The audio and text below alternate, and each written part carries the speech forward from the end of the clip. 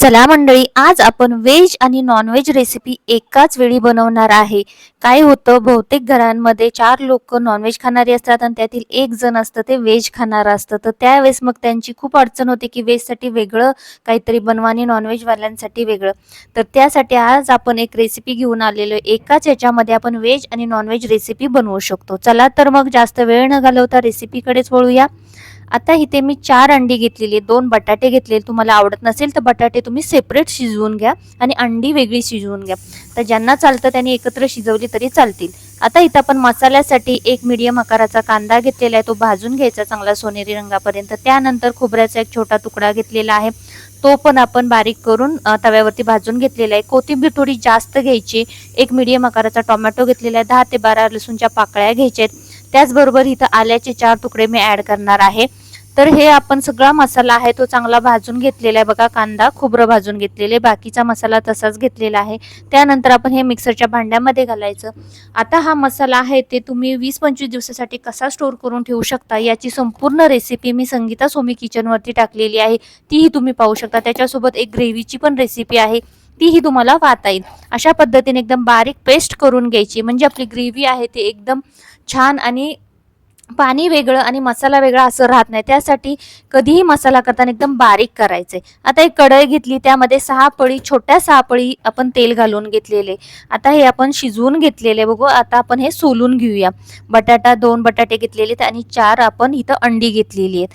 आता इथं कढईमध्ये तेल गरम झालेले, याच्यामध्ये हा मसाला आहे तो मी संपूर्ण घालून घेणार आहे. इथं तेल थोडं जास्त का घालायचं, नॉनव्हेज रेसिपी म्हटलं की तरीवाला जास्त करून सर्वांना आवडतं. जर तुम्हाला हेल्दी खात असाल आणि थोडं तेलाचं प्रमाण कमी पाहिजे असेल तर तुम्ही एखादी दुसरी पळी कमीही करू शकता. बघा आता, कारण काय शक्यतो बहुतेक जणांना तरीवाला असं असेल नॉनव्हेज तरच जास्त करून आवडलं जातं. आता इथं आपण हा मसाला आहे ते स्लो गॅसवरती व्यवस्थित 7 ते 8 मिनिटं भाजून घेणार आहे. जसजसा हा भाजत जाईल त्याचा कलर असा चेंज होत जाईल आणि तेल सुटायला सुरुवात होईल. त्याचबरोबर आता इथं मी एक तवा घेतलेला आहे आणि तव्याचा गॅस आहे तो आपण चालू करून घेऊया आणि त्यानंतर बाकीची प्रोसेस चालू करूया. आता इथं काय होतंय की जो मसाला आपण भाजत ठेवलेला आहे ना, तर त्याचे शिंतोडे आहेत ते इकडं अस्ताव्यस्त उडतायत, हातावरती पण उडले जात आहेत. तर त्यासाठी मी त्याच्यावरती थोड्या वेळासाठी झाकण ठेवून घेतलेलं आहे. आता आपण जो तवा घेतला होता त्याच्यावरती जो बटाटे घेतले होते ते मी चिरून घेतले, म्हणजे शिजवलेला बटाटा आहे हा, आणि हा आपण तव्यावरती परतून घेणार आहे थोड्याशा तेलावरती. खूप छान अशी टेस्ट लागते. तुम्ही नेहमी एकाच प्रकारचं जर अंड्याचं आणि ह्याचं कालवण करत असाल तर अशा पद्धतीचं कालवण करून बघा.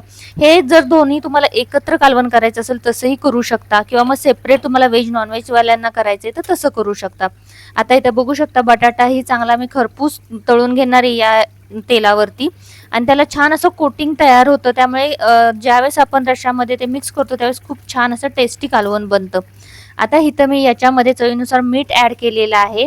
तर बघू शकता मसाला चांगला भाजलेला आहे. आता हा मी मसाला थोडासा सेपरेट बाजूला काढून घेते.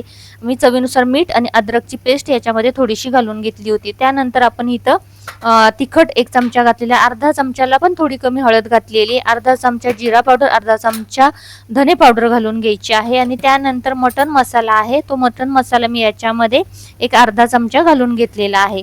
आता बघा, हा जे मसाले घातल्यानंतर पुन्हा आपण हा मसाला आहे तो 2 ते 3 मिनिटं चांगला भाजून घ्यायचा आहे, म्हणजे साईडनं असं तेल सोडलं पाहिजे. बघा, आता इथं मसाला भाजतोय तोवर आपण हे बटाटे आहेत ना चांगले परतून घेतलेले, त्याला छान अशी कोटिंग झालेली, खूप छान टेस्टी असे लागतात. तुम्ही याच्यावरती डायरेक्ट चटणी मीठ टाकूनही असा बटाटा खाल्ला तरी खूपच टेस्टी लागतो. चला तर आता याच तेलामध्ये जी अंडी घेतली होती त्याला मी टोचा मारून घेतलेल्या आहेत सुरीच्या साहाय्याने अशा पद्धतीनं, आणि त्यानंतर तव्यावरती घालून घेतलेला आहे. आता ही अंडी भाजताय तर भाजताना एक दक्षता घ्यायची की अंडी भाजत असताना तव्यावरतील तेल आहे ना ते असं स्प्रेड होतं, तडतड असं उडलं जातं, आणि तुम्ही जर हात तव्यावरून दुसऱ्या साईडला जर हे करणार असाल, हात वरून म्हणजे समोरची कढई हलवणार असाल तर ते अंगावरती उडलं जाईल, तर त्याची दक्षता घ्यायची. बघा, मी असं करताना माझ्या हातावरती उडलं होतं म्हणून मी तुम्हाला सांगते. आणि त्यानंतर हा मसाला भाजल्यावरती त्याच्यामध्ये एकदम गरम केलेलं पाणी मी याच्यावरती 2 ग्लास घालून घेतलेलं आहे. जेवढं पातळ तुम्हाला कालवण पाहिजे तेवढं पातळ करायचे. आता हे भाजत असताना खूप असं तेल उडलं जातं आजूबाजूला, बघा माझ्या हातावरती उडलेले आहे. तर शक्यतो थोडंसं व्यवस्थित काळजी घेऊन तुम्ही ही अंडी आहेत ना ती परतून घ्या अशा पद्धतीने. खूप छान टेस्टी अशी चव येते अंड्याच्या कालवणाला. तुम्ही नेहमी एका प्रकारचं करत असाल तर कधीतरी अशा पद्धतीचं करून बघा, नक्कीच ही रेसिपी तुम्हाला आवडेल. चला तर अंडी परतून झालेली आहे. तव्याचा गॅस मी बंद करून घेतलेला आहे आणि छानपैकी आता ह्या आपण जो रस्सा केलाय त्याला उकळी आलेली तर बघू शकता. अजून उकळलेलं नाहीये तरी सुद्धा छान अशी तरई आलेली आहे. मस्त कलर दिसतोय आणि चवीला म्हणाल तर अतिशय भन्नाट असं लागतं. अशा पद्धतीचं गावरान पद्धतीचं नक्कीच तुम्ही एकदा कालवण करून बघा. बघा आता याला चांगली उकळी येऊन द्यायची आहे एक 3-4 मिनिटं. आणि जो मसाला घेतलेला आहे ना, तुम्हाला असं वाटलं की तुमचं कालवणाचा रस्सा आहे तो पातळ झालेला आहे, तर त्याच्यामध्ये तो मसाला वरून तुम्ही ॲड करू शकता. नको वाटत असेल तर तुम्ही तो मसाला दुसऱ्या भाजीसाठी ठेवू शकता. आता याच्यामध्ये बटाटा घातला आणि एक 3-4 मिनिटं मी चांगली याला उकळी काढून घेणार आहे.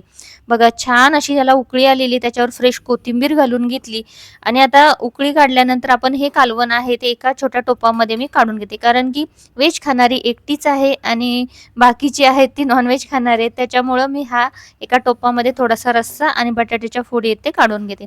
मस्त असा टेस्टी होतं. एकाच ह्याच्यामध्ये आपल्याला दोन्ही भागवता येतं आणि त्यांनाही चटपटीत खायला भेटतं.